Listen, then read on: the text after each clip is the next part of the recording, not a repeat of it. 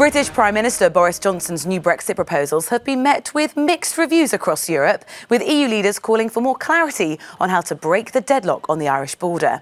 The long-awaited plans attracted a sceptical response from Irish Prime Minister Leo Varadkar, who said they fell far short of the concessions needed to forge a deal, while EU President Donald Tusk said the EU remains open but unconvinced. Well, let's get more from Europe's reaction from Shauna in the Cube. Well, the European Commission President Donald Tusk had one key message for Boris Johnson, and that was that we remain open, but we are still unconvinced. And that lukewarm reception was echoed by many, the chief negotiator, Michel Barnier, taking to Twitter to say that the EU wants a withdrawal agreement that is workable and has effective solutions, but creates certainty. And that word certainty was repeated by many. Leo Varadkar, he was meeting his Swedish counterpart yesterday, and at a press conference, he said that this proposal by Boris Johnson falls short.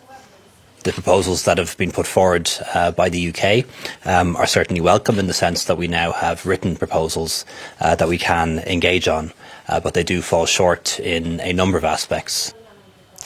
Well, Guy Verhofstadt, that prominent MEP, he said that it was a repackaging of old and bad ideas. But let's just break down now what those key problems the EU had. What were those key problems? They outlined it in a press release. The first of all would be how those customs checks would be worked out if Northern Ireland was to leave the customs union.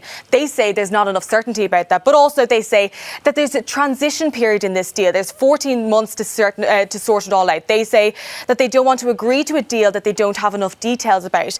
But also there's a key problem with a Northern Irish veto. Every 4 years the Northern Ireland Assembly would meet to agree on EU single market and the rules that they would have. The European Union say that this could be too much power within Northern Ireland, because specifically the Northern Irish Assembly has been collapsed for 3 years now. And even looking at those social media posts by Northern Irish parties, you can see how divisive this is. Arlene Foster saying comments made by Irish Foreign Minister are obstructionist. So as this continues, there's deep divides within Northern Ireland, but certainly there's unity within the European Union on this.